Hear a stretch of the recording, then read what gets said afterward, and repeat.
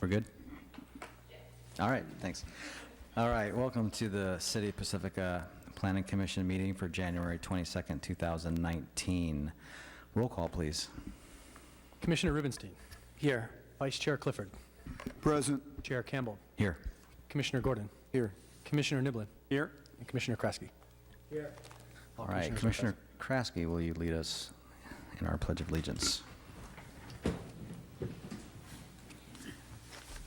Allegiance to the flag of the United States of America and to the republic for which it stands, one nation, under God, indivisible, with liberty and justice for all. Thank you, Commissioner Kraske. All right, onward to administrative business. Approval of the order of agenda. Commissioner Kraske.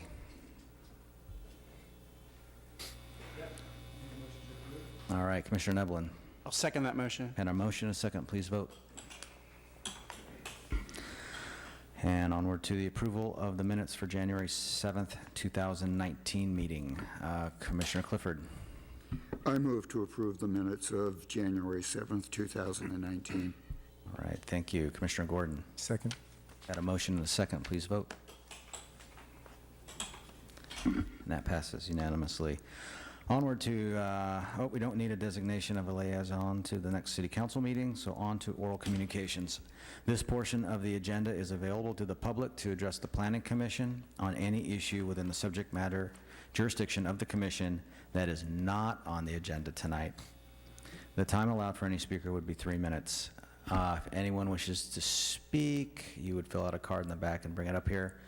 I don't see any cards. I don't see any movement, so I think I'm going to close that. Moving on, there's no consent items, so we're going to move on to the first public hearing. The first public hearing is for a marijuana use permit, MUP-10-18, to locate a marijuana retail operation within an existing mixed-use commercial and residential building at 450 Old County Road. The recommended action tonight is to approve as conditioned. And staff report, please. Good evening, Commissioners. The item before you is the third marijuana use permit application to be considered by the Planning Commission under the city's cannabis business program enacted in 2017. The city's program consists of 3 phases of review. Phase 1, a background check investigation, and Phase 2, a security plan review, are managed by the police department. Phase 3, the marijuana use permit process, is managed by the planning department and culminates with a public hearing. Beginning in Phase 3, Planning Department staff worked closely with the police chief and his officers to carefully review this application against the requirements in the Pacifica Municipal Code, particularly those in Article 48, known as the marijuana regulations. Under the marijuana regulations, the proposed facility is classified as a marijuana retail operation. A marijuana retail operation may sell cannabis-related products for medical, non-medical, or both medical and non-medical purposes. The application before you would be for medical and non-medical sales, as the applicant has stated in its operations plan. Marijuana retail operations are limited to marijuana operation overlay districts established by the City Council. There's a citywide limit of 4 marijuana retail operations and a limit of 2 within any overlay district. The subject operation would be located within the marijuana operation Rockaway Beach Overlay District and would be the first marijuana retail operation to be permitted within this district. Marijuana retail operations are further prohibited from operating within 600 feet of a K-12 school or youth center and 200 feet of a daycare center, which is in operation at the time of determination on the marijuana use permit. Staff has verified that the proposed operation complies with these distances requirements as of this public hearing. 450 Old County Road, the subject site, is a former single-family residence which has been converted into a mixed-use commercial building. The site currently contains a first-floor commercial space, which formerly held John's Barbershop, closed down in December of 2015, and is currently used as an office by the property owner and a second-floor apartment unit with its own parking space accessed by a driveway located in the front yard of the property. The proposed marijuana retail operation would involve the conversion of a 443-square-foot portion of the ground floor from lawful non-conforming residential use to commercial use and would be located in the rear left or the southwest corner of the building, distinct from the former barber shop space. There's an existing rear yard, and any use of the rear yard is prohibited, as outlined in condition of approval number 8. Staff has also conditioned that the second entry door located on the west elevation of the building be taken out in order to prevent any potential use and access of the rear yard. In an effort to improve visibility, staff has also added condition of approval number 15 to remove the 2 existing shrubs located along the front left of the property and replace them with landscaping that does not exceed 3 feet above the adjacent sidewalk. The proposed operation would be open daily from 7 a.m. until 10 p.m., which are the maximum operating hours allowed by the municipal code. However, to be consistent with City Council's prior approval of another marijuana retail operation with a residential unit immediately above its business space, this one was located at 2270 Palmetto Avenue, staff recommends revising the operating hours to be 10 a.m. until 8 p.m. No customer parking would be provided, and the applicant will need to pay the applicable in lieu parking fee for the Rockaway Beach commercial area established by City Council. The fee is currently $3,000 per space, and this proposed operation would otherwise require only 1 parking space. As explained in the staff report, Planning Department staff believes the subject application satisfies all requirements of the marijuana regulations and should be approved as conditioned. If the commission approves the marijuana use permit and after expiration of the 10-day appeal period to City Council, the police chief will confirm satisfaction of Phase 1 background check requirements. If satisfactory, the police chief would then issue the marijuana public safety license, which is the companion approval from the police department, and the subject marijuana retail operation would be eligible to operate after satisfying all conditions of approval contained in this use permit and after obtaining all applicable state licenses. Staff did not receive any public comment on this item prior to the hearing tonight, and to conclude, staff recommends adopting the attached resolution to approve marijuana use permit MUP-10-18, subject to conditions.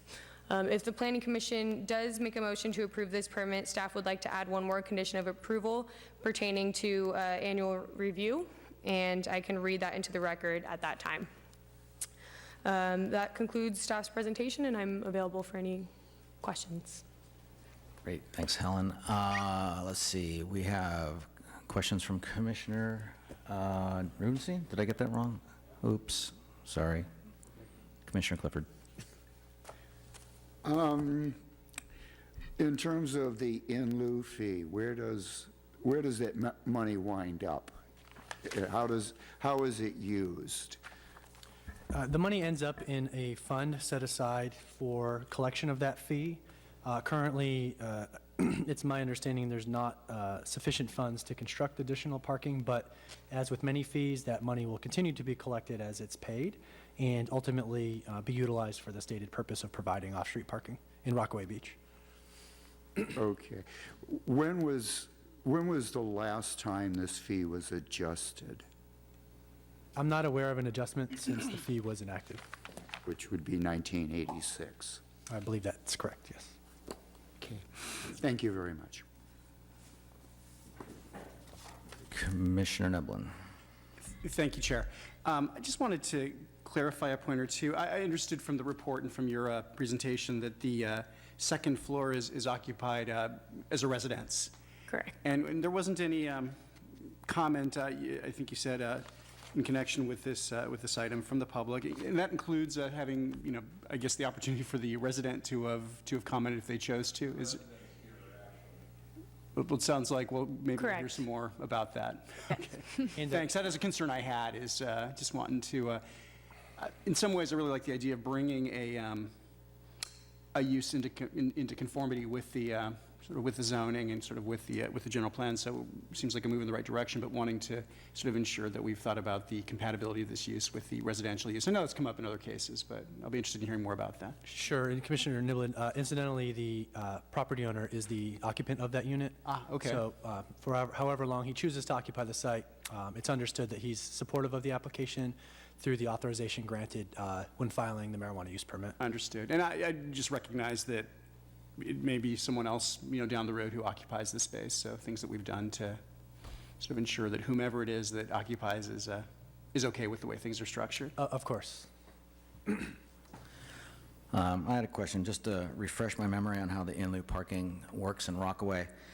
So I understand that the on-site parking can't be provided due to the constraints of the existing site, and so payment of the applicable parking in-lieu fee for the Rockaway Beach Commercial District would render the proposed project compliant with Article 28 off-street parking standards. So is there any discretion there as to the city, or is it by right? If they pay the in-lieu parking fee, they don't have to add more parking?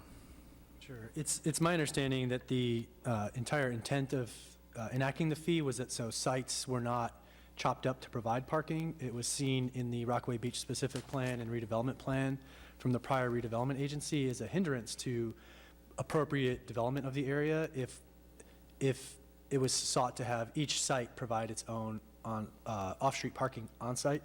And so I think to that end, we've taken the position as staff that it's an opportunity afforded by right. Can I point to exact language that says that? I'm not sure that I can this evening, but I think it would be our strong preference as staff to interpret it in that fashion. Okay, and then I'll just kick that to council, just if do you have any gloss on that at all? No, I believe Mr. Murdoch is correct in his assessment.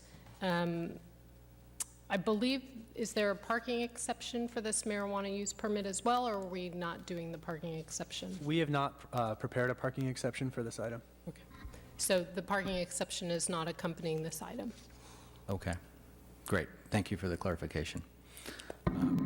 Let's see, Commissioner Clifford, I had your light on again, but that, That's me. okay. My question is, again, around the in-lieu parking fee. This was established in 1986 and hasn't been adjusted either for inflation and/or the building index, building cost index. It has had no adjustments.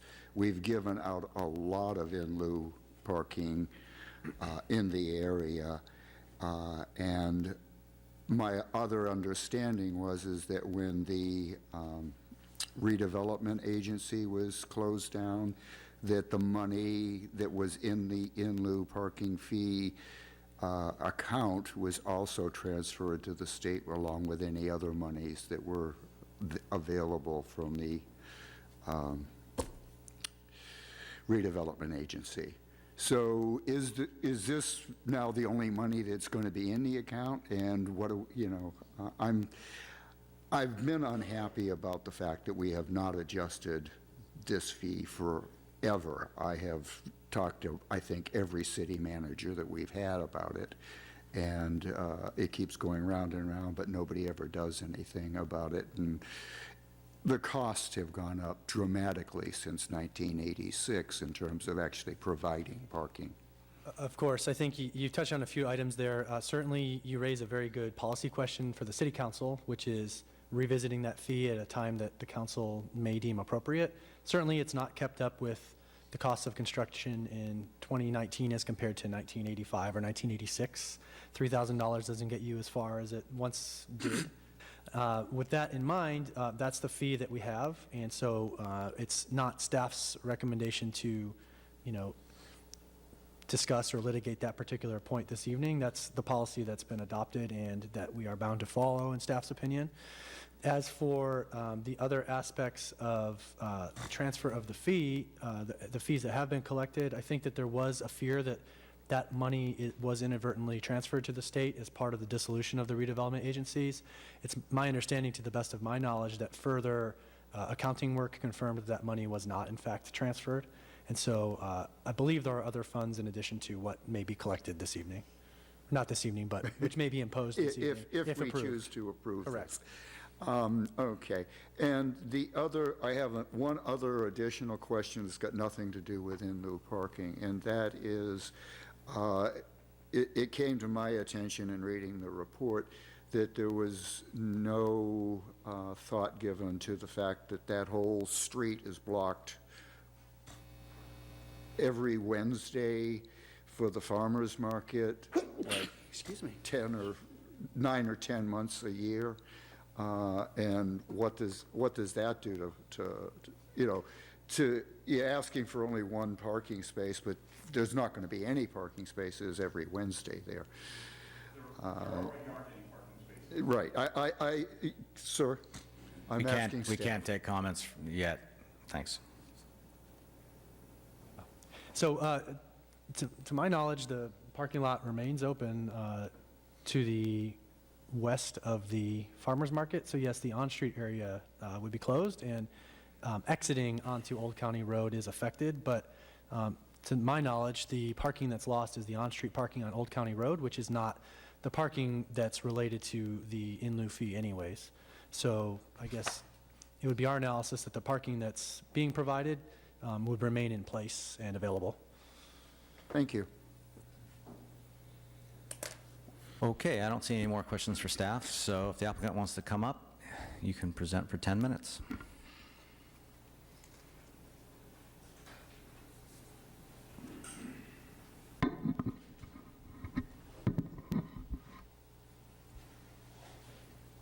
sure if that's the mechanism that was used, but certainly relevant.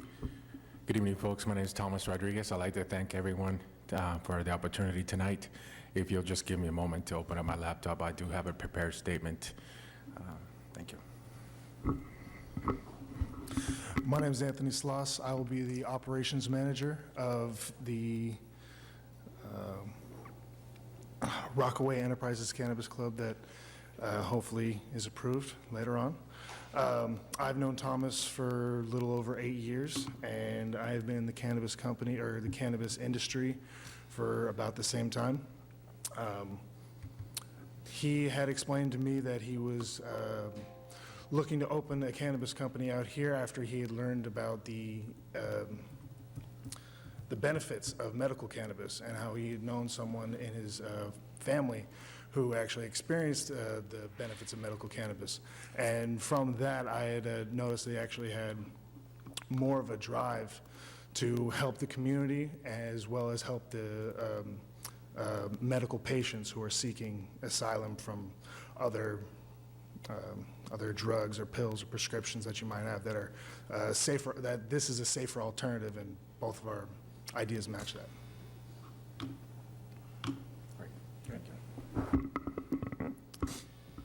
So I'd also like to thank Mr. Murdoch, Ms. Wermeister, I don't want to murder your last name, Ms. Wermeister? Tina? Wermeister, okay. And Ms. Gannon, Helen, who I've spoken with many times over the process of this endeavor. I'm just going to go ahead and get started. Good evening for all of you. Thank you all. Would like to thank the city staff and the commissioners for taking the time to hear us, and also for the hard work that everyone's put into this project, including my staff. My name is Thomas Rodriguez, as I stated earlier. I am the CEO of Rockaway Enterprises, LLC. I am here with my operational manager, Anthony Sloss, along with my architect, designer, Grant Lee. My wife, also to mention, Mr. Anthony Blanco is here also representing the security firm that I've selected to oversee security for this project.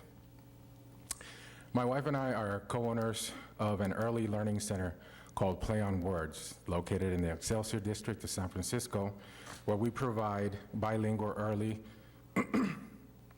intervention, speech and language therapy services to children 0 to 5. I came to the Bay Area in 2002. Shortly thereafter, I met my wife, and we were married in 2007 here in Pacifica. We have 3 children. They're my stepchildren, and we've been business owners together ever since. My background is in counseling children with difficulties, both in developmental and emotional problems. And my wife is a speech therapist, and so that's our niche. That's what we do in this center. We've run our clinic in San Francisco for the past couple of years now, but we've had the actual company since 2008. So that's where we are, and she's also a teacher with the Millbrae School District. I've been researching the industry for some time now, and I've also personally seen the benefits of cannabis. I did have a family member, as my operational manager mentioned, who passed away, unfortunately, from pancreatic cancer. Her quality of life was diminished because of this, and cannabis seemed to improve her pain and help her through the whole process. And God bless her soul, she passed away.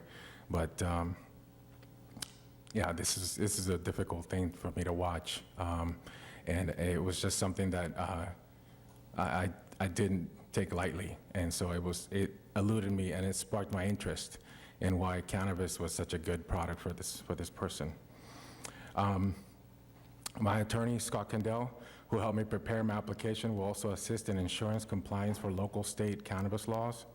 Our third-party security company, Security Enforcement Alliance, are contracted for the security plan submitted in the application. Security Enforcement Alliance will also provide licensed security officers for safety, as well as to verify the credentials of both customers and patients before entering the facility during business hours. We plan to have a high-class dispensary in both appearances and day-to-day operations. Despite the fact that I have not been in the industry as long as other applicants, I'm confident that the 8+ years of experience my manager has, Scott Kendall's elaborate experience with local and state laws, and my own personal experience with owning and managing my business in the city will ensure a smooth running and compliant operation. All retail products will be purchased from state licensed distributors and will meet all California safety standards in dosage, testing, and packaging. All sales of cannabis products, whether medical or adult use, will be put in opaque child-proof bags as required by state law. Sales will be tracked through our state-compliant seed-to-sale track and trace systems.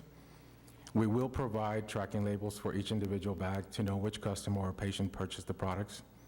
We originally proposed operating hours of 7 a.m. to 10 p.m., but I understand the concerns of the council and the commission have raised. I would like to say I'm open to changes of the commission and the council and would deem appropriate. We do have a resident up above us, Mr. John, but he is the landlord, and he's here today to support us, and he has no problems with the hours of operation we had originally proposed. Again, I thank the city staff, the commissioners for taking time to hear us out, and we are happy to answer any questions you may have. All right, let's see if there's any questions. Okay, Commissioner Neblin? Thank you, sir, for addressing the concern that I know I have about the fact that there's a residence located above the operation that you're proposing. And I was curious about maybe a little granularity as to the sorts of things that you've built into your plan or that you've got in your thinking to sort of minimize impacts on the resident. And I recognize the current resident is okay with the proposal, which is great, but sort of wondering what you've kind of baked into your mix to deal with that. Okay, so unlike other dispensaries that I've seen through visits, I'm not a user myself, but this will not be a frat house type of facility. This will be upscale. The music that we'll be playing will be soothing elevator music on the background. I'm sure John may or may not object to that, but Really? but in taking consideration for everyone involved, we definitely will make sure that everything's complied with, for sure. Thank you. Yeah, you're welcome. I had a quick question on just parking. I see you're going to have 6 employees and 2 managers. Where do you anticipate them just parking in the neighborhood, or how's that worked out? Well, go ahead. We would try and find off-street parking, somewhere that's close but not immediately in front of the building, so the people who are coming in to access the dispensary, they can have more immediate parking if it's right out in front. So we would try to park as close as we can, but we still notice that there will be people coming in, so we'll try and stay out of the immediate way. That's correct, and we certainly don't want to hinder the flow of traffic for anyone or impede on the spaces available. So we'll make sure our staff are aware that they should be parking as far as they possibly could, and so that they don't impede on anything, and then come on into to work. Thank you. Looks like we've got more questions. Commissioner Kraske. Yes, I noticed you guys are going to employ a delivery driver. That delivery driver is not in service. Will you be parking that vehicle in that one singular spot? Yes. Yes, that's correct. The vehicle you speak of will be a very incognito, non-labeled, friendly vehicle that will just take up that space. Yeah. Commissioner Clifford. I had a couple of questions. One is, do you intend to have anybody parking in that driveway The driveway for the residents? for the residents? Is that, For the, in speaking for the, I can speak to that on Yeah, the architect okay. here. Traffic Oh, can you please go up to the mic, because we're, just so I the apologize, go ahead. viewing audience can. Mr. Grantley. So as part of the project, we did enlist traffic engineers, Hexagon engineers. One of the requirements was to have a chain link preventing folks from parking within the driveway. I'll also address the question in terms of sound. As part of the building rule, there'll be a 2-hour separation between the retail space and above. We'll also stuff the cavity with a lot of sound insulation to protect any type of sound that transfers from above and below, from both directions. Thank you. Oh, just real quick. So did the parking analysis take into account that the delivery truck was going to take up the parking spot? It did not account for that. It didn't account. It does not. They're taking analyses of the general area and the need of the business. They are aware of the business plan, so in some sense they are aware. And actually, the requirement was two spots. So and that's noted on the cover page. So we would be paying for 2 in lieu fees. Oh, you're paying for, okay, that wasn't, is that reflected in the? Mr. Grant is correct that the parking analysis provided with the application indicated 2 spaces. We believe that that was a misapplication of the city's parking standard based on the floor area of the use. When you apply the 1 per 300 square foot retail standard, which we've applied to the 2 prior marijuana use permit applications, you round down the fraction that results to 1 space. And so they rounded up, which is practice in other cities. It's not practice in Pacifica. The zoning indicates to round down fractions of less than a half. And so that was an error in the parking analysis which was submitted. And to the point of the recommendation to place a chain across the driveway so that people didn't park in it, staff did not agree with that recommendation and has not included any language to require such a chain. We acknowledge that that driveway is used. It was our understanding that often the property owner parks in that space.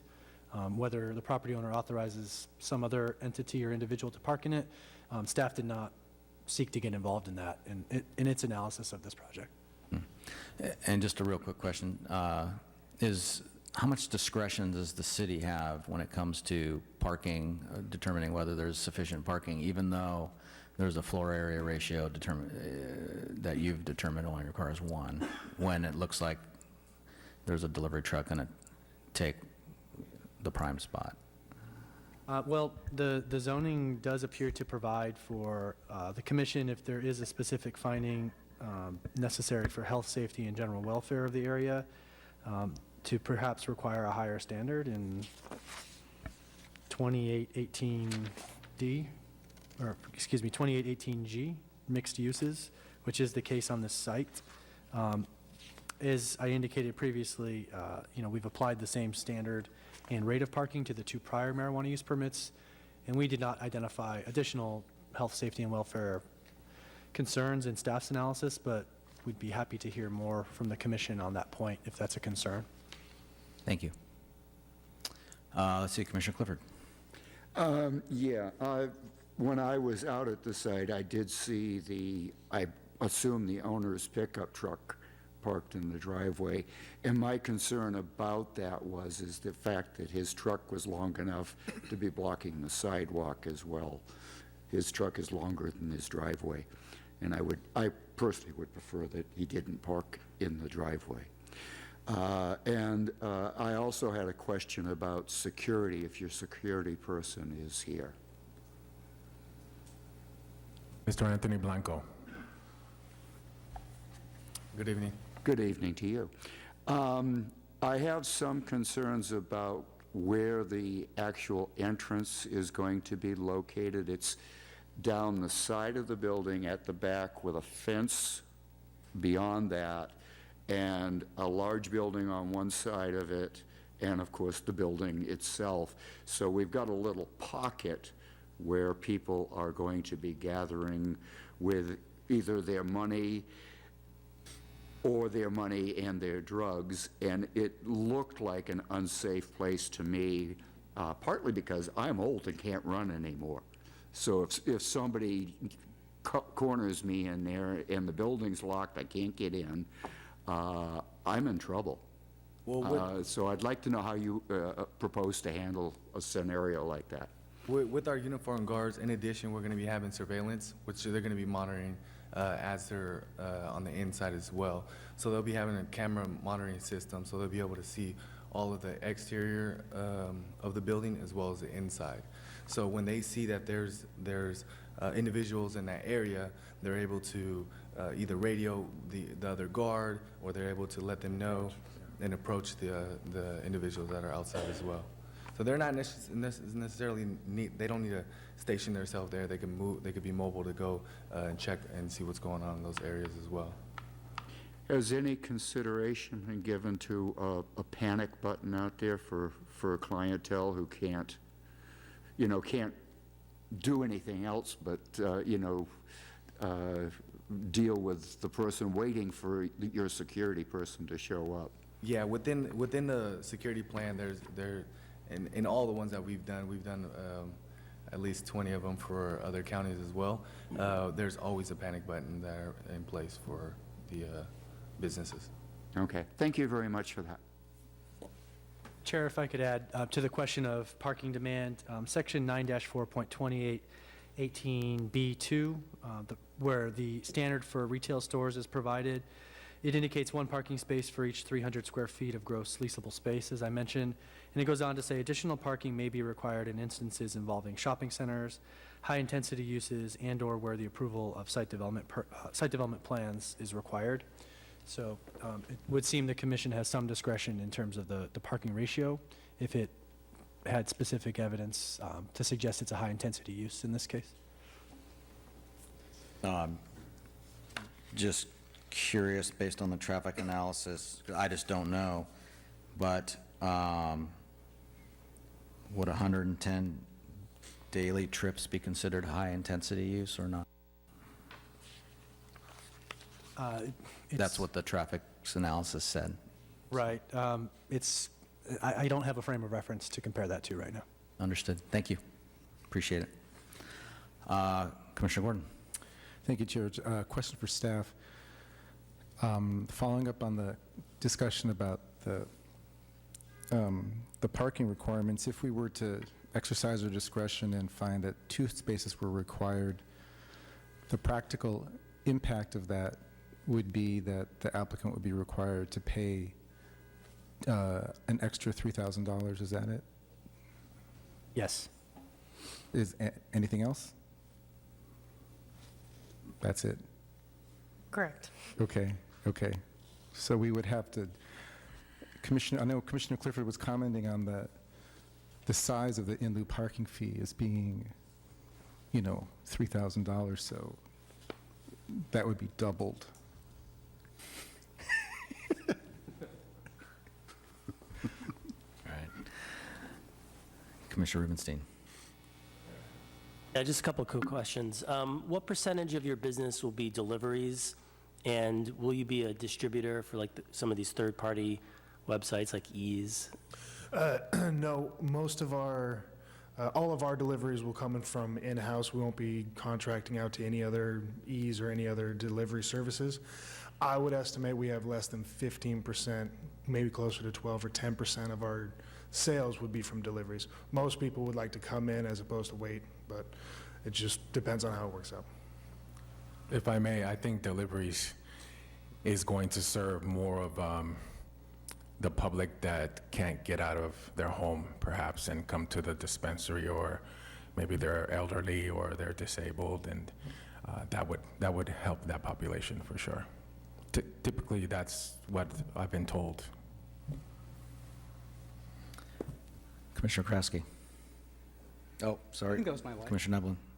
Thank you. This is a question for staff. As I reviewed the report, there was quite a bit of reference to sort of serving community need with this particular dispensary. But it occurs to me this is actually located in an area that probably does get some amount of visitors, just owing to the proximity to hotels and what have you. I was sort of interested in kind of the sense that that might be a significant, maybe, part of the clientele, and whether that makes any difference in the analysis. It didn't occur to me that it did, but I was sort of curious about that. Sure. I think it's a great observation that it could be that tourists, if they're from outside California or perhaps from a part of the state where the local government doesn't authorize these kinds of uses, it could be an item of interest. Certainly, I think other states have observed, cannabis tourism, effect, but I'm not sure that, in the absence of pot clubs or on-site consumption, that would necessarily be a significant draw in this case. I think given the small size, that was relevant to our analysis as far as the amount of traffic or demand that it may generate. But certainly we think, any visitors from a hotel perspective staying in the area are likely to walk rather than drive and generate additional parking demand or trip generation. Okay, well, that makes sense. Thank you. Okay, I don't see any more lights. Thank you. Stay close. Might have more questions after deliberation. Thank you, folks. Thank you very much. Now I'm going to open first up to public comment. I've got one card, and I'm going to have you come up and speak. You've got 3 minutes. If anyone else wishes to speak, please fill out one of these cards, bring it up to staff. You would also have 3 minutes, but this will be my one and only card at the moment. Go ahead. All right.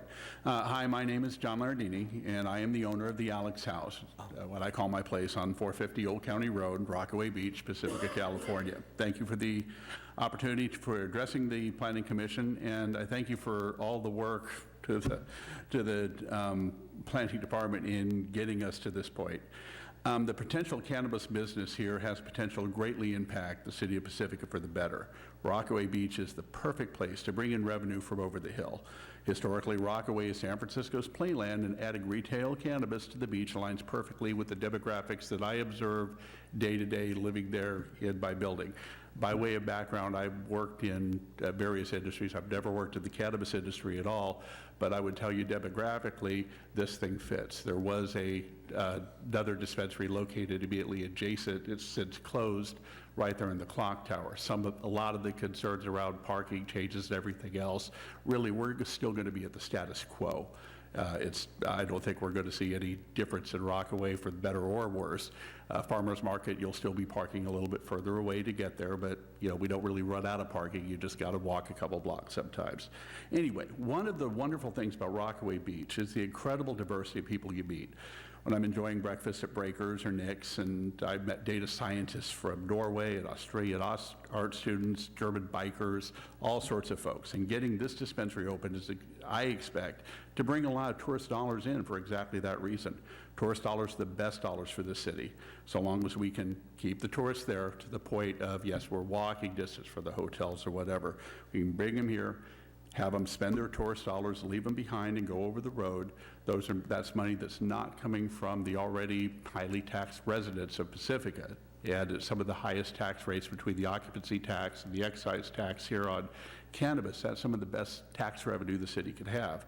These are dollars, again, 1 minute left. As I live in the property upstairs, I can assure you that, yeah, it's occupied 24/7. I don't expect any complaints from the adjoining neighbors. When we had the dispensary next door, we never really saw any problem. You may or may not be aware, I put a tremendous amount of work into this building over the last couple of years, and my understanding with the architect is we will keep the building in character. That's to my interest as well as the city's. It's pretty much what I have. I ask and encourage the commission to approve this license so we can get on with the business of revenue generation for the city, and I thank you. Thank you. And the next speaker is Renee Boulan.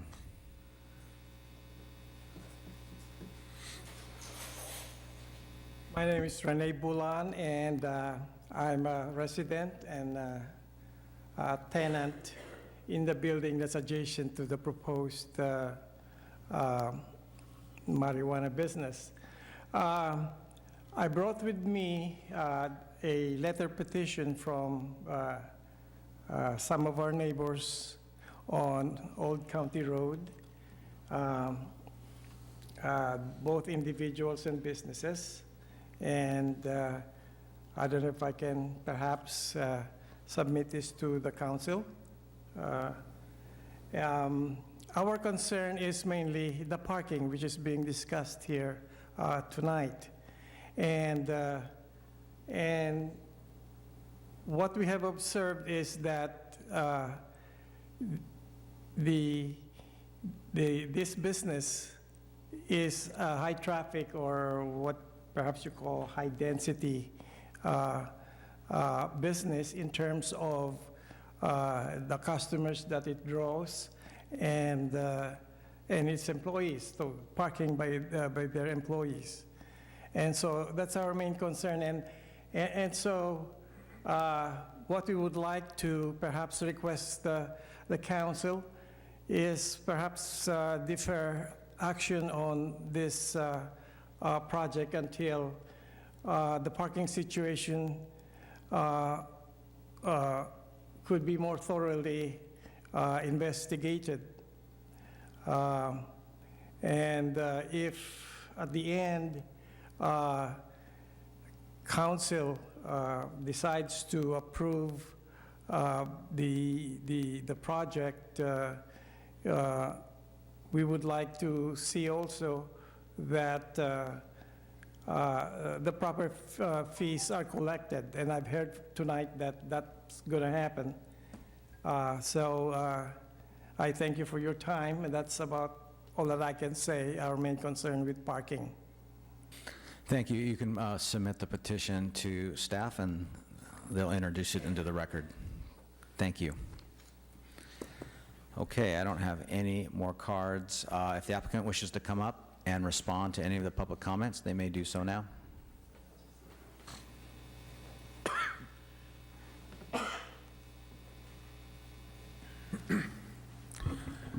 Again, ladies and gentlemen, thank you very much for the opportunity. In response to the gentleman who was just here, yep, there is going to be an increase in traffic in that area. However, our business would be such that the average stay of a customer will be between 5 to 10 minutes. They'll be coming into the shop, selecting their product, going home. So there'll be a lot of turnover on that sense. No one's going to stick around and shop for hours or a half hour at a time, unless they decide to then shop at the other stores in Rockaway, which then is really a benefit to the community and the economy there. That's all I would have to say. I was just going to add to the time length of an average purchase. It's usually less than 3 to 2 minutes, and if people are there a little bit longer, we do open an express lane, so people already know exactly what they would like. They can come right up, and a separate bud tender can help them out so they can come in and out, and they don't have to wait. So that would help on the parking. Thank you. Okay, I think we'll bring it back to deliberation. Does anyone wish to say something? Commissioner Neblin. I just had one additional question. I understood from something that I heard, I'm not recalling who said it, that there was an unlicensed cannabis dispensary operating in the kind of immediate vicinity to the location we're talking about this evening. And I'm sort of curious about what the traffic or parking experience was, even anecdotally, with respect to that operation. and whether there's anything relevant that might kind of Sure. inform our thinking here. Sure. So there was an unpermitted dispensary operating, it was known as the 150 Collective. It was located in a suite on the ground floor immediately behind the UPS store, so just across the parking lot, or in the building right next door to this proposed use. I think we have observations that it was a high-frequency type use, many people coming and going. It was busy. As far as complaints about parking, I'm not aware that there were specific complaints that it threw off the character of the neighborhood or in its own right created parking problems. So I think, as Mr. Leonardini mentioned, for better or for worse, it essentially was part of the baseline. And so the community operated with that use ongoing for some time, and specific parking issues related to that use, were not brought to staff's attention. Thank you. I suppose I got a similar question. There was another collective, or I don't know if it's a collective, Seaweed. It was also located nearby. Is that still open, and then was there an experience with it? I know, best name ever. Correct. So you're mentioning Seaweed Holistics, Yes. which is operating on essentially the west side off of Dundee Way, west of the two uses that we just described, the unpermitted dispensary and the proposed dispensary. That use is ongoing as a lawful business at this point. That Seaweed Holistics business was selling cannabis-containing products in violation of the city's ordinances, but the city worked with the business owners to stop selling those products. The business remains open, selling products that do not contain cannabis. They may contain other types of derivatives that are not prohibited under the city's ordinances, and they also sell other non-cannabis products as well that are lawful under the city's ordinances. With respect to traffic and parking, we're not aware of any specific issues attributable to that use either. Thank you. Well, I don't see, sorry, I'm just taking a look at this real quick.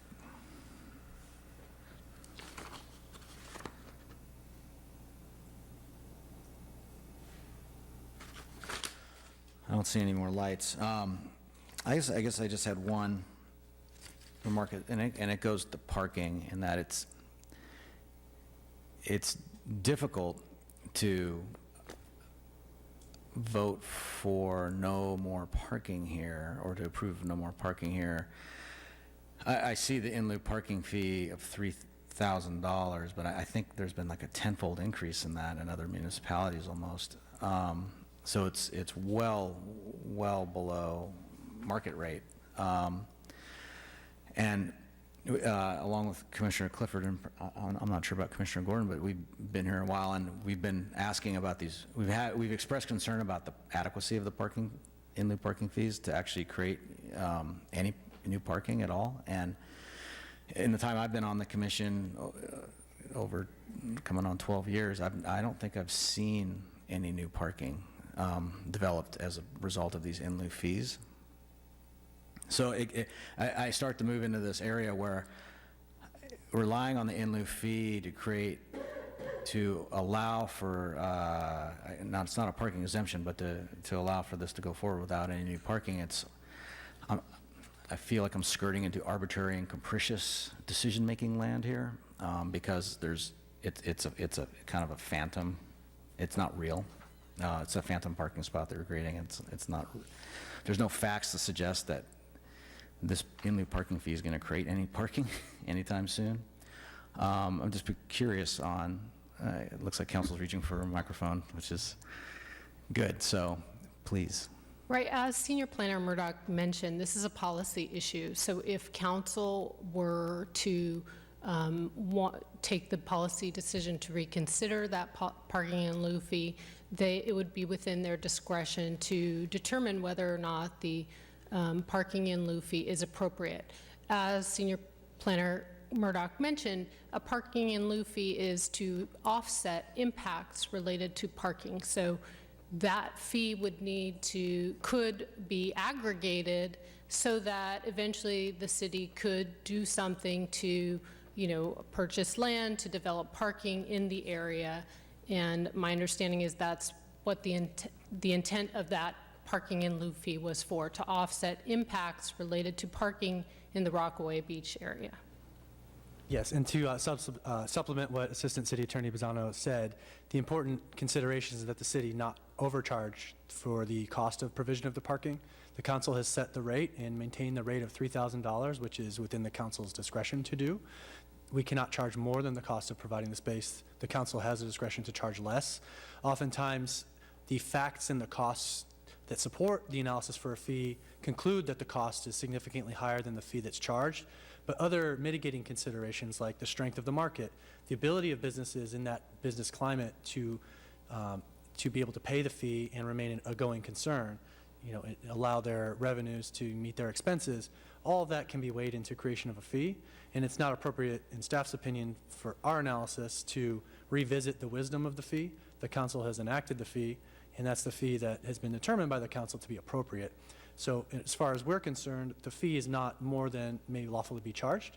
And the council and the city has continued to accrue the fees that have been authorized and paid until such time as they're used for a lawful purpose. Thank you. Appreciate that. Commissioner Clifford. I had a quick question for the chief.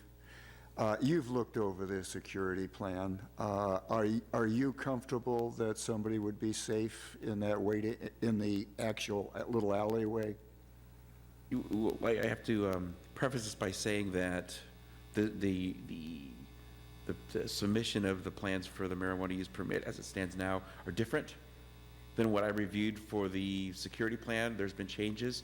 So any concerns that the commission may have, I will take into consideration as this will be coming back to me as a revised security plan. So when those are before me, I could comment better on that. With the original plan, I was satisfied with it. Thank you very much for that. Commissioner Neblin. Oh, I don't think that was me. no, that was an old stale light. I never took it off. Thank you. Is that me? Oh, it's Commissioner Gordon. Gosh, I'm having trouble with the lights tonight. Sorry. You need labels. No. Let's see, just to follow up on some of the conversation about parking.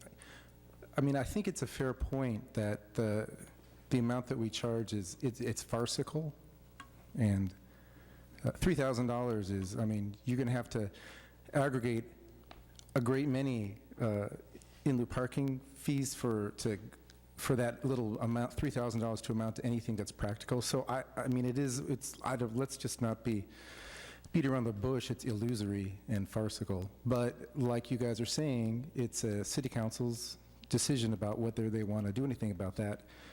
And it's also not necessarily fair to the applicant to have him pay the price for a policy that's outdated. So you guys do have a good point that it's not so relevant to our discussion here in terms of whether to approve the application or not. So, I mean, I'm in favor of the application as it presents itself. I'm in favor of I think it's important to, this is the third license coming before us. I think it's important in terms of the operating hours. I'd like to just be uniform, unless there's a compelling reason to vary. I'd like to be consistent with the operating hours that we've approved for the other two licenses so far, and I think that's what, 10 a.m. to 8 p.m., and that's what you guys are recommending? To be clear, the operating hours have not been uniformly imposed on the two prior applications. The application most similar to tonight's application with the residents immediately above the space had the 10 a.m. to 8 p.m. hours imposed. The application at 2110 was authorized to operate from 9 a.m. to 9 p.m. daily, and it had a unit above but off to the side, so entirely separate from the vertical airspace above the unit. Interesting. And here we have the owner occupant above is actually in favor of the project. So there really is no precedent. So I'm noting that the applicant is raising his hand to speak. At this point, it's commission deliberations, and if it's compelling, then we can make a motion to reopen the hearing and have you speak, but otherwise, I think we're just going to continue on. So in terms of the operating hours, I don't really have strong feelings. I mean, 9 a.m. to 9 p.m. is okay. 10 a.m. to 8 p.m. is okay with me. I kind of defer to what the rest of the commissioners think. Please go. Oh, thanks. I agree with Senior Planner Murdoch and Commissioner Gordon that now is not the time to revisit the $3,000 in lieu fee. I would urge City Council to revisit that. But I think I did hear that we could ask for maybe additional in lieu parking fees based on the evidence before us tonight. And it just seems that with 6 employees and 2 managers daily, and already a pretty constrained parking scenario, and a petition from neighboring business owners, that parking is becoming an issue, that we're encountering a situation very much like what we talked about at the last meeting in Pedro Point, where we're reaching a saturation point with parking where it's going to get difficult for people to come in, and especially on Farmers Market Day, because you're going to still have those 6 employees and 2 managers parking somewhere. And 8 spots in Rockaway that's a lot of spots. There's not that many. So I would be in favor of, if we can, and I'll look to the City Council again, if we can, I would be in favor of 2 more in lieu fee parking requirements. Chair, just to be clear, I think what the commission has discretion to determine based on the evidence is that the number of spaces is different than what the zoning calls for. That indirectly translates into an increased fee, but expressly that would not be what the commission is determining, that a greater fee is required. Rather, a greater number of spaces is required, and then by extension, payment of the fee would increase as a result. Right, based on the fact that it's necessary to assist in reducing potential nuisance? Is that Public health, correct? safety, and Public welfare health, safety, welfare considerations, or considerations. determining that it's a high-intensity parking use. Either of those would seem to be supported by the language of the Right. parking standards. Is that correct, Council? I would agree with Senior Planner Murdoch on that assessment. Great, thank you. That would be something that I would be interested in. I'd be interested in what the rest of the commissioners think. Commissioner Kraske. Yes, I would agree with Commissioner Campbell here, especially in light of that delivery vehicle being parked there majority of the time, since it's only being used for 10 to 15% of their business. That it would be a good idea to get an increased fee for this. Commissioner Neblin. Just a couple of questions on the subject. I'm not necessarily in opposition to the direction we're talking about going, but I would really want to make sure that we have a pretty strong administrative record if we're going to sort of make a decision like this. I guess my first question is, I've heard reference to 6 staff and 2 managers on site. And it wasn't clear to me that those folks were all going to be present at the same time. So I want a little clarity on that. If that was in fact the plan, I think that's sounds like an awful lot of people in a pretty small space. So I found it unlikely that we'd have that many people present on site at any one time. But again, want some clarity on that. And then I was trying to understand sort of what the traffic is like, or what the expected sort of foot traffic is like, or vehicle traffic is like relative to other uses in the area. I see in the traffic report made reference to 110 daily trips and certain trips during peak hours. I don't know if 110 is a huge number relative to some of the other uses in Rockaway. So I wouldn't want to be arbitrary or capricious with respect to identifying this as a high-intensity use if, in fact, 110 is, in the context of things, typical, or less than typical even. I think it really needs to be contextualized before we decide that this is a high-intensity use. Addressing the parking and trip generation portion of your question, the Hexagon Transportation Consultants report that we have for this project, the consultants quote, "It is expected that such a small number of new trips would not create a noticeable change in traffic operations in the area." So take that as you will. They, as far as Hexagon Transportation Consultants consider this project, it is a small number. Is that, I'm sorry, is that with regard to circulation, or is that for parking? That's in terms of daily trip generation. So the 110 number would be considered small to this consulting firm. And I would extrapolate, maybe I'm just missing it, but I would extrapolate 110 daily vehicle trips, likely translates to 110 needs for parking over a given day for 2 or 3 or 10 or 20 minutes. So again, to me, it doesn't sound in the context of things like an especially high-intensity use. But, I'm certainly open to other people's analysis. To answer, the second part of the question, the project description states that there would be 3 staff members on site at all times during operational hours and 1 staff member performing deliveries. So it's unclear if that's one of the 3 or if there's 4. Thanks. And to follow up through the chair, the traffic analysis indicates 5 a.m. peak hour trips and 9 p.m. peak hour trips. So as Commissioner Niblin indicated, those trips, those more than 100 trips, are spread throughout the day. They're not all occurring in a compressed period. Understood. Thank you. Commissioner Clifford.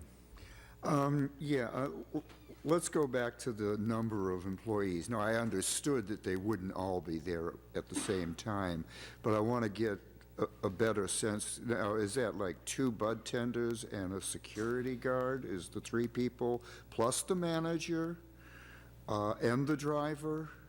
Or is, the numbers aren't making sense to me. Sure, so I think the applicant would need to answer that to that level of specificity. I'm just reading from their project description, which states that at a minimum, 3 staff members on site at all times during operational hours and 1 staff member performing deliveries. Okay, so I would like to have the applicant come up so I can ask him. So let's do that. Should we just vote for a reopen? Or can we just? It's within the chair's discretion to reopen public comment. Let's reopen public comment. And if you just state your name for the record again. Thank you. Okay. My name is Thomas Rodriguez. Anthony Blanco. And Anthony Sloss. So in terms of the staff on site, 2 bud tenders and the manager, that's in a shift sort of way, and that's why I wanted to make a comment about the hours of operation. I will certainly comply with what you decide on our operating hours. However, in terms of business, for us to create a rotation and a shift change and an overlap, we would like to see the 9 to 9. That's just more business for us to rotate the staff. Also, the security personnel, I understand, will be getting dropped off. So he will not be impacting the parking because the company themselves will be delivering that person to the site by a supervisor. Is that correct? Yes. Okay. That is correct. We have patrol services as well in San Francisco that we do apartment complexes and things like that. So we have a driver that will be dropping off and picking up the unit that will be working there. Okay, thank you. That helps clarify the impacts of the employees there. Sure. Thank you very much for that. All right. Commissioner Kresge. Oh, darn it, Commissioner Nevlin. Thank you, Chair. I was actually wondering whether or not it would be possible to include as a condition of approval to the project the mechanism that was described of the security person being dropped off, since that would have a direct impact presumably on parking. Whether that was something within the Commission's authority in terms of a condition of approval. Wonder about the enforceability of that, but I mean, Well, it definitely. Enforceability is another issue, but whether or Yeah. not it could be included.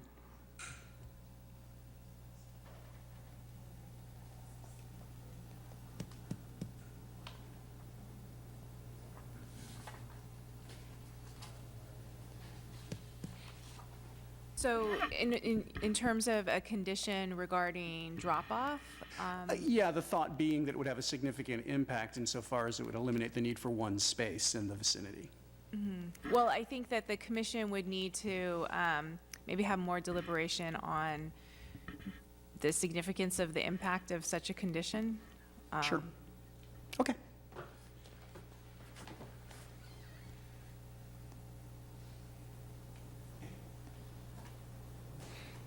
Anyone?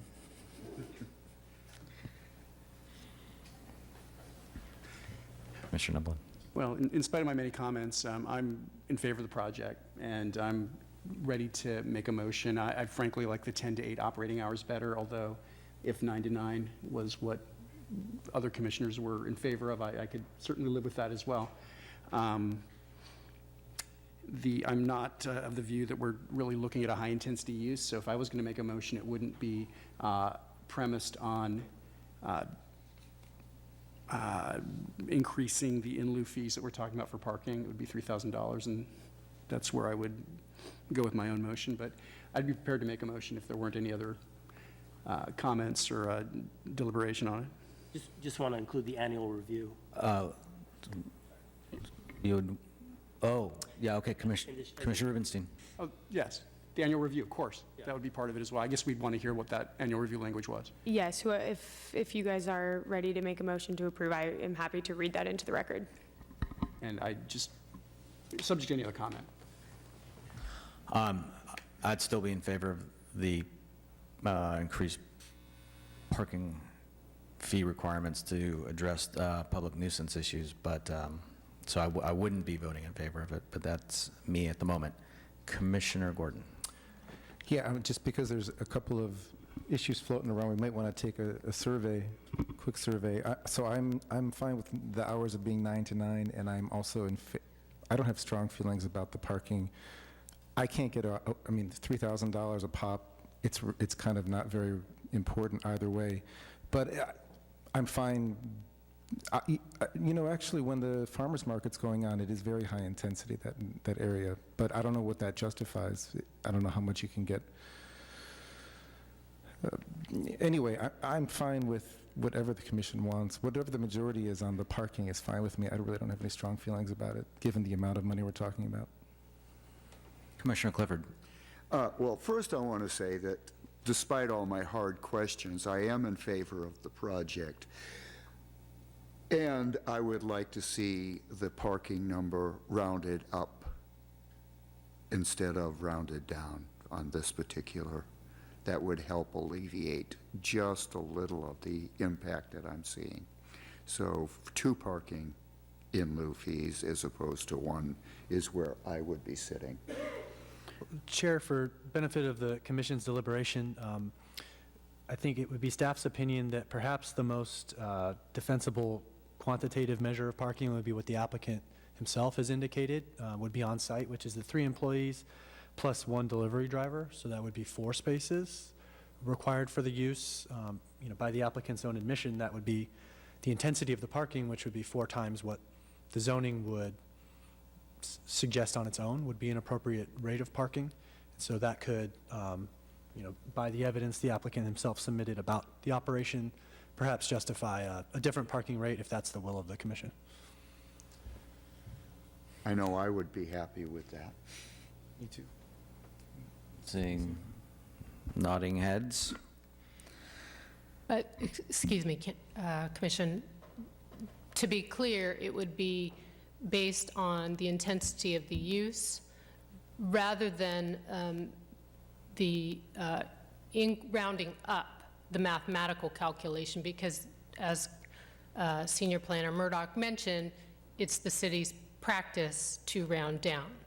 So just for clarification. Correct. The zoning provides the method of rounding. I would be concerned about being arbitrary in determining a different method of calculation. However, as Ms. Bizzano indicated, the parking intensity is clearly stated in the applicant's submitted materials as being more intensive than the zoning would call for in terms of a parking standard.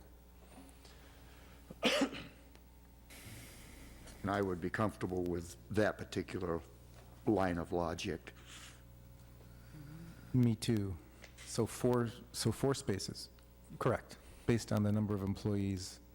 And the delivery driver. Delivery driver. That would all, Okay. by the applicant's information, need to be on the site at the same time. Others, where are we? 4. Yeah, I still have concerns about the hours of operation, but I feel like I'm on the losing end of that one. But if someone wants, I concur on that, with the hours, 10 to 8. I agree with you. okay, thank you. I personally would go with any hours to get this done. So where are we at with the hours again? Either 10 to 8? 10 to 8 or 9 to Would be 9. fine with me. It's consistent. Yeah, I'm in favor of the 10 to 8 and the greater in-lieu parking fee. Did we lose the maker of our motion with the in-lieu fee? I'd let someone else make the motion. I'll make the motion. Okay, so my motion's gonna be based on four parking spaces, 10 to 8 is the operating hours, the annual review as an additional condition of approval. Am I forgetting anything? Is that it?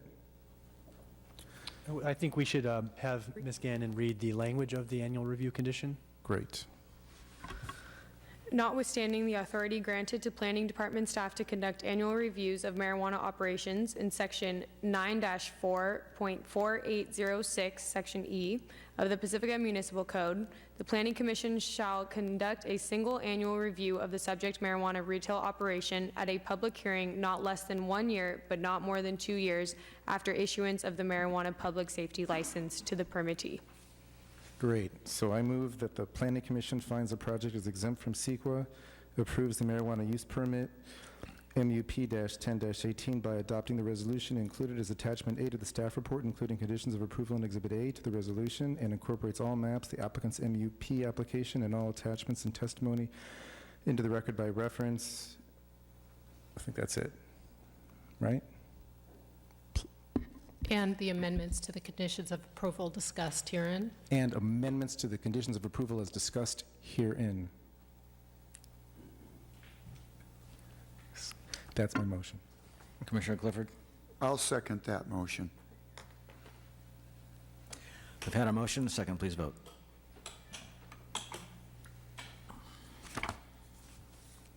Okay, congratulations, you have an approved project. Anyone aggrieved by the action of the Planning Commission has 10 calendar days to appeal the decision in writing to the City Council. All right. Onward. Next, on to a sign permit and a sign exception for a master sign program to establish tenant signage criteria at the Fairmont Shopping Center, located at the northern corner of Hickey Boulevard and Gateway Drive. The recommended action tonight is to approve as conditioned. Good evening, Chair and Honorable Commissioners. I'm Senior Planner Christian Murdoch. The item before you is consideration of a new master sign program for the entirety of the Fairmont Shopping Center. This includes 2 types of signs for tenants, regular and anchor tenants, plus the Firestone Building freestanding pad building signage, and 3 freestanding signs. It's important to note, subsequent to publication of the agenda packet, high winds on the evening of Wednesday, January 16th, severely damaged the existing 2-legged pylon sign near Skyline Boulevard, described in the proposed sign program. This was the sign noted in the staff report as being located in the Caltrans right-of-way, and which was set to be demolished in the future anyways. The property owner is currently seeking a qualified contractor to demolish the remaining parts of the damaged sign, and the area is currently cordoned off to protect the public. On this basis, staff recommends any approval of this sign program should omit the damaged pylon sign, which is likely to have been removed from the site anyways. Otherwise, staff recommends approval of the master sign program as conditioned, except that the applicant has contacted staff to request that the timeline and conditions of approval number 2D and number 5 be increased from 180 days to 24 months. This is in response to the capital budgeting process that Kimco, as the property management company, is required to follow. They're in agreement with the required modifications to the stone at the base of the monument sign for the center. However, they would not be able to reasonably accomplish that within the time stated in the proposed conditions. So with that, staff recommends approval as conditioned with the modifications as noted. Thank you.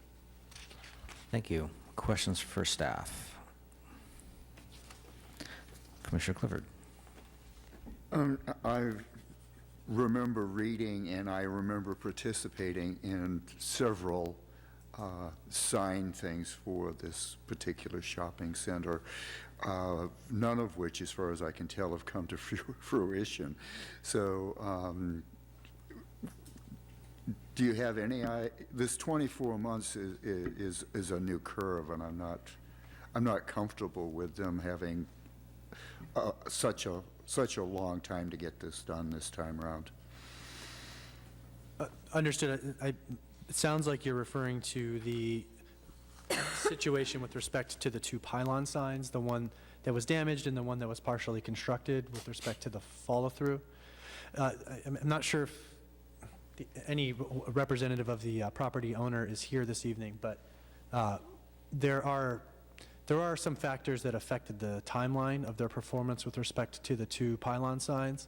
However, with respect to the change in the timeline that I mentioned in my staff report, it's not clear to me how any shorter timeline could reasonably be achieved, given the amount of the work that's required to modify that sign. The representative of the property owner expressed to me that they would be budgeting for that work later this year in the fall of 2019 for work to be performed in calendar year 2020. So I'd be concerned about imposing an unreasonable condition that they would not be able to reasonably comply with. Thank you. Okay, I don't see any more questions for staff. So if the applicant wishes to come up, you've got 10 minutes to present, if you wish. You don't have to. My name is Mark Filosa. I'm representing AdArt and Kimco on the project. I can address any questions you may have. The team has approved or will approve any conditions that's been stipulated, so we're fine so far with the project and have nothing else to add. All right, any questions for the applicant? I don't see any at the moment. Thank you very much. It's been a tough road out there. Bringing electrical out to that pylon sign has been tough. A lot of digging. Thank you. I appreciate that. You're welcome. That comment. Okay. If anyone wishes to speak on this, then they would have to actually show up. So I don't see any cards up here. I'm going to close public comment, bring it back for deliberation. Or a motion. Commissioner Gordon. Yeah, I'm ready to make a motion unless there's people who want to speak. Okay. I move that the Planning Commission find the project is exempt from SEQA, approve sign permit S12818 and sign exception SC3118 by adopting the attached resolution, including conditions of approval in Exhibit A, and incorporate all maps and testimony into record by reference. And Chair, would the maker of the motion entertain the modifications to condition of approval number 2D and number 5 to increase the timeline to 24 months? I sure would, as stated by Planner Murdoch. Thank you. Commissioner Neblin. I'll second the motion as amended. Had a motion and a second. Please vote. And that passes unanimously. Congratulations, you have an approved project. Anyone aggrieved by the action of the Planning Commission has 10 calendar days to appeal the decision in writing to the City Council. All right, onward to communications. Commission communications. Anyone? Commissioner Gordon. Sure, thanks, Chair. A couple quick things. First, sort of teeing off of our discussion about in-lieu parking fees, is there a procedure that we can bring this to the attention of City Council? Do you guys have any recommendations?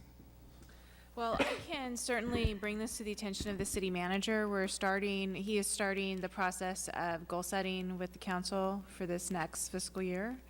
And so I can make sure that this is, I guess put on the list of things to consider. Okay, that's great. So you don't necessarily need us to collectively agendize the item and let you know that to what extent we unanimously think this is an important thing. You don't need that, or you do need that, or? I don't feel that I need that, no. Don't need the nodding of heads. Fair enough. Oh, sorry, go ahead, if you have more. Yeah, I just said, Apologies. and one more thing I wanted to note. There was an article in the Pacifica Tribune last edition that quoted me and talked about some of the things I said at the last meeting, and I felt like the article badly mischaracterized my views. I wanted to just clarify in terms of managed retreat. I'm not in favor of managed retreat. It's a gross mischaracterization to think that I am. I'm in favor of developing parcels along the coast, specifically the one we were discussing at the last meeting. So I just want to correct for the record that that article was badly mischaracterizing my views. Thanks. I had a quick question for staff, kind of similar to the parking comment that Commissioner Gordon had, question Commissioner Gordon had. And we talked at the last meeting about getting the city manager's attention to a specific plan with regard to parking at Pedro Point in the shopping center. I'm just wondering if there's been any movement or consideration there.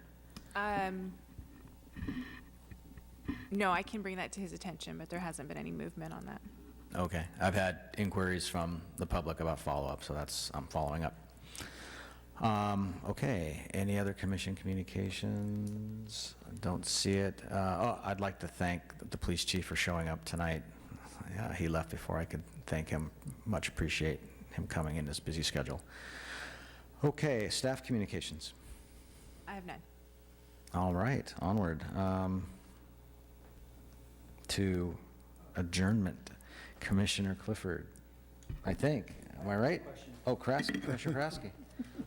Sorry, I didn't see your light. For the Linamar Boulevard pedestrian bike project, did you select a vendor to lead that charge? Yeah, it is ongoing, and I believe on the 31st, but I will get the council the commission the exact date. The PB&R Commission is having a study session, a workshop for the community to come in. So that is ongoing. Thank you. Commissioner Clifford. I move that we adjourn. Commissioner Nevelin. Second. I've had a motion, a second, please vote. And that passes unanimously. Thank you, meeting's over.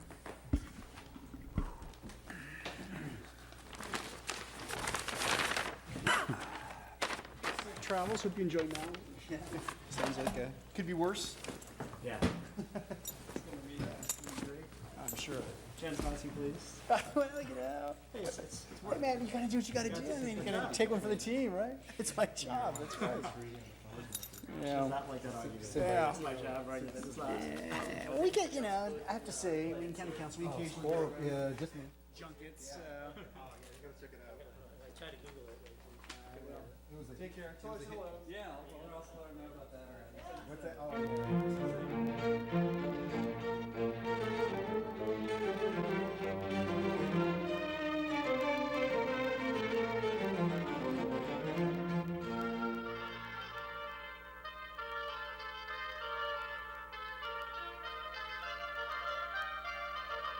Oh.